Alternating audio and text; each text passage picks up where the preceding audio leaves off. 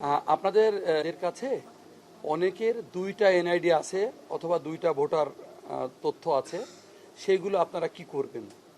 তো আমরা আপনাদেরকে একটু আনন্দের সাথে বলতে চাই যে এই দুইটি এনআইডি থাকার যে বিষয়টি এটি ইতিমধ্যে শেষ হয়ে গেছে। অর্থাৎ আমরা কমিশনের সিদ্ধান্ত ক্রমে, সচিবালয়ের নির্দেশনা ক্রমে এই প্রথমটি রেখে আমরা দ্বিতীয়টি বাতিল করে দিয়েছি। এখন এই মুহূর্তে আমাদের জানা মতে দুটি এনআইডি আর কারো নেই। যদি এইটা আইডেন্টিফাই হয় কারোর ব্যাপারে, তাহলে আমরা ঠিক একই নিয়মে একই ব্যবস্থা গ্রহণ করব। এটা হচ্ছে আমরা একটা কাজ শেষ করতে পেরেছি। এই আমরা মনে করছি যে হ্যাঁ, অনেকগুলো কাজের মধ্যে একটা কাজ আমরা শেষ করতে পেরেছি। আর দ্বিতীয় যে বিষয়টি আমাদের কাছে যেই প্রশ্নটা এসেছে সেটা হচ্ছে যে আমাদের ডাটা সেন্টারে নিরাপত্তা নেই। তো আমরা আপনাদেরকে বলতে চাই যে ধরেন প্রতিটা সিস্টেমকে কিন্তু, যেমন আমাদের মোবাইল যদি কোনো কারণে কাজ না করে বা টাচ কাজ না করে, আমরা কি করি? ওটা বন্ধ করে দিই, বন্ধ করে দিয়ে আবার চালু করি, মানে ওইভাবে আমাদেরকে শেখানো হয়েছে। ঠিক তেমনি আমাদের ডাটা সেন্টারটা যেহেতু 24 ঘন্টা চলে, এইটা মাঝে মাঝে আমরা কিন্তু একটু বন্ধ করি, আবার আমরা এটা চালু করি। যেমন গত পরশুদিন আমরা করেছিলাম, আপনারা নিশ্চয়ই খবর পেয়েছেন। তো তারপরে আমরা 4 ঘন্টা পরে ওইটা আবার চালু করতে পেরেছি। তো এরকম একটা রেগুলার মেনটেন্যান্স হিসেবে আমরা কিন্তু কাজ করি। এরই ধারাবাহিকতায় আমরা আমাদের ডাটা সেন্টারটা আমাদের লোকদের দ্বারা আমরা একটু চেক করিয়েছিলাম যে এখানে কোনো সুবিধা অসুবিধা আরও আছে কিনা এবং এটা আপডেটেড আছে কিনা। তো আমরা যেই তথ্যগুলো পেয়েছিলাম সেই তথ্যগুলোর আলোকে আমাদের অবস্থান থেকে যতগুলো ইনিশিয়েটিভ নেওয়া দরকার আমরা সেই ইনিশিয়েটিভগুলো নিয়েছি। এবং এখন আমাদের এই ডাটা সেন্টার আমাদের যে সমস্ত নলেজ আছে সেই নলেজের আলোকে বলছি পরিপূর্ণ নিরাপদ। এবং এই ডাটা সেন্টার নিয়ে আমরা এই মুহূর্তে কোনো রকম চ্যালেঞ্জ মোকাবেলা করছি না।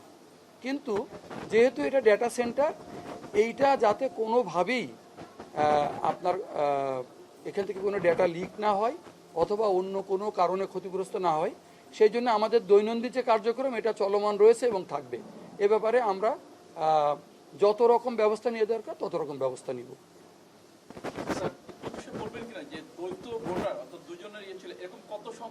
হ্যাঁ, আমরা 586 জনকে আইডেন্টিফাই করেছিলাম সর্বশেষ, এবং এই 586 জনকেই আমরা নিষ্কৃতি দিয়েছি।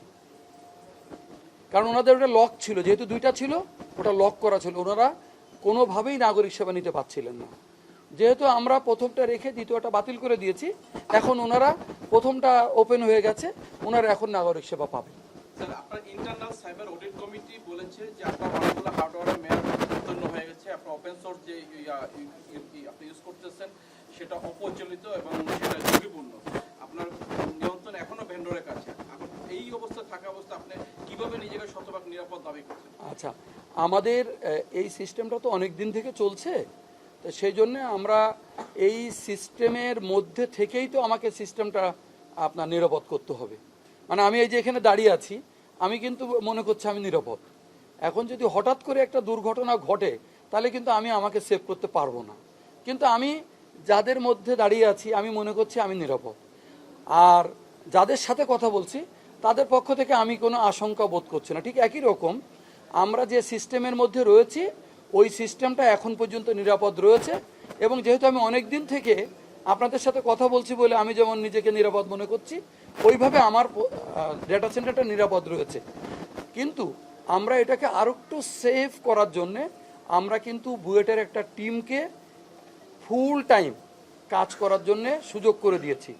এবং বুয়েটের টিমের সাথে আমি, আমাদের সিনিয়র সেক্রেটারি এবং আমাদের প্রজেক্টের লোকজন এবং আমাদের টেকনিক্যাল লোকজন কন্টিনিউয়াস বসে আমরা কিন্তু এই জিনিসগুলো আস্তে আস্তে আমরা বুঝে নিচ্ছি। তো এইটার জন্য যেটুকু সময় লাগবে ওটুকু সময় আমাদেরকে দিতে হবে। দিয়ে যখন এই সিস্টেমটা পুরোপুরি আমি বুঝে নিতে পারবো ততক্ষণ পর্যন্ত আমাকে কিন্তু ওই প্রক্রিয়ার মধ্যে থাকতে হবে। আমি ওই প্রক্রিয়ার মধ্যে থেকে মনে করছি যে আমরা এখনও সেফ আছি। কারণ ওই যে একটা প্রশ্ন যদি ওইভাবে করেন যে আপনার সাথে, মানে আমরা তো দেখি যে ছেলে অনেক সময় বাবাকে হত্যা করে, স্ত্রী অনেক সময় স্বামীকে, অথবা স্বামী অনেক সময় স্ত্রীকে হত্যা করে, তার মানে কিন্তু ওনারা একসাথে ছিলেন না তা কিন্তু না। তো আমরা মনে করছি এরকম ঘটনা ঘটবে না। স্যার, ডিসেম্বর পর্যন্ত যে ভোটার রেজিস্ট্রেশনের জন্য যে বিদেশের আরো কয়টি দেশে এই সুবিধাটা কালকে একটা নিউজ এসছে, জি। একটু আমি বলি, সেটা হচ্ছে যে আমরা যেভাবে চেষ্টা করছি তাতে আরও বেশি হয়তো হতে পারতো, কিন্তু আমরা জানি যে দূতাবাসগুলোতে আপনার ওদের স্পেসের সমস্যা আছে, জনবলেরও সমস্যা আছে। সেই কারণে আমরা দূতাবাসগুলোকে আবারও অনুরোধ করেছি। আমাদের সিনিয়র সেক্রেটারি স্যার খুব শিগগিরই পররাষ্ট্র মন্ত্রণালয়ের সাথে কথা বলবেন। এটা ডিসিশন হয়ে গেছে, আমরা ওনাদেরকে পয়েন্টগুলো দিয়ে দিয়েছি এবং আমাদের কমিশনের পক্ষ থেকেও আপনার পররাষ্ট্র মন্ত্রণালয়ের সাথে কথা বলা হবে। এবং এইটা হলে আমরা আশা করছি যে আগামী যে প্রায় 7 মাস রয়েছে, এই 7 মাসে আমরা যদি চেষ্টা করি তাহলে আমরা বেশ কিছু দেশে এই সেবাটা নিয়ে যেতে পারবো। আমি মনে করছি 10-12টা পারা সম্ভব। সকালে বাংলাদেশ ব্যাংকের সাথে ব্যাংকের প্রতিনিধির সাথে আপনারা একটা বৈঠক করেছেন। এর আগে ব্র্যাক ব্যাংক 1 মাসে 59 লাখ হিট করেছে। এই যে আপনার অস্বাভাবিক হিটের কারণে আপনারা সাসপেন্ড করেছিলেন, আজকে বাংলাদেশ ব্যাংকের সাথে বৈঠকে ব্যাংকার্স প্রতিনিধির সাথে এই বিষয়ে কি আলোচনা হয়েছে এবং এটা আপনাদের এই অস্বাভাবিকতার জন্য আপনারা কোনো অ্যাকশন নিচ্ছে কিনা শুধু ওই সাসপেন্ড করা ছাড়া? আচ্ছা, আমরা ব্র্যাক ব্যাংকের সাথে এই বিষয়ে আজকে কোনো কথা বলিনি, এই বিষয়ে কোনো আলোচনাই হয়নি। ওনারা এসেছিলেন, যে বিষয়টা সেটা হচ্ছে যে আমরা যে ইএসনোতে যাচ্ছি যে ম্যাচড নট ম্যাচড, ওইখানে তাদের কি কি অসুবিধা হতে পারে অথবা আমাদের পক্ষ থেকে তারা কি কি সেবা পেতে পারে, এটা একটু ক্লিয়ার হতে এসেছিলেন।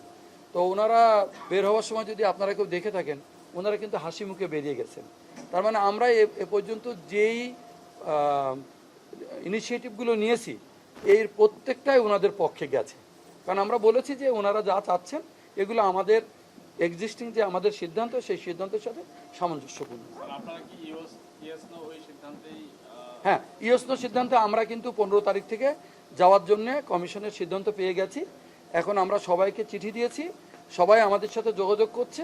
আমরা আমাদের টেকনিক্যাল সাইডটা তাদেরকে বলে দিচ্ছি যে আমাদের এই সিস্টেম, আপনারা এই সিস্টেমে যত তাড়াতাড়ি চলে আসতে পারেন ভালো। আমাদের কাছে ওনারা সময় চাচ্ছে, আমরা যেহেতু এটা টেকনিক্যাল বিষয়, আমরা টেকনিক্যাল টিমের সাথে ওনাদের সাথে নিয়মিত আমরা যোগাযোগ করছি এবং যত দ্রুত সম্ভব এই সেবাটা আমরা ওনাদের কাছে দিতে চাচ্ছি। তো আমরা আশাবাদী যে ঈদের পরেই আপনারা একটা ভালো এবং উল্লেখযোগ্য একটা অগ্রগতি দেখতে পাবেন। 15 জুন আমরা এই জুনটা আমরা চিন্তা করতে পারি, বাট আমরা যতটা পারি, ধরেন কিছু কিছু প্রতিষ্ঠান আছে অনেক বড়, তাদের সিস্টেমে হয়তো একটা বড় পরিবর্তন আনতে হবে, কিন্তু অনেক প্রতিষ্ঠান আছে মোটামুটি ছোট, তাদের হয়তো অত পরিবর্তন লাগবে না। তা সেই জন্য আমরা সবাইকেই বলছি যে আপনারা দ্রুত করে ফেলেন। তো যারা পাচ্ছে না তারা আমাদের কাছে আবেদন করছে, আমরা রেশনাল চিন্তা করে তাদেরকে সেইটুকু সময় দিচ্ছি। এই সিদ্ধান্তের ফলে গ্রাহকদের টাকা উত্তোলনে কোনো সমস্যা হবে কিনা? এখন পর্যন্ত হয়নি এবং আমরা যে সিদ্ধান্ত নিয়েছি তাতে অসুবিধা হওয়ার কথা নয়, কারণ ব্যাংক থেকেই তো আপনার এটা করা হবে। তো ব্যাংকের ওনারা এখন পর্যন্ত কোনো সমস্যা দেখেননি। ওনাদের কিছু কিছু বিষয় অবজারভেশন ছিল, আমরা যখন এটা ওনাদের সাথে আলোচনা করেছি ওনারা এটা পরিষ্কার হয়ে গেছে এবং ওনারা স্যাটিসফাইড।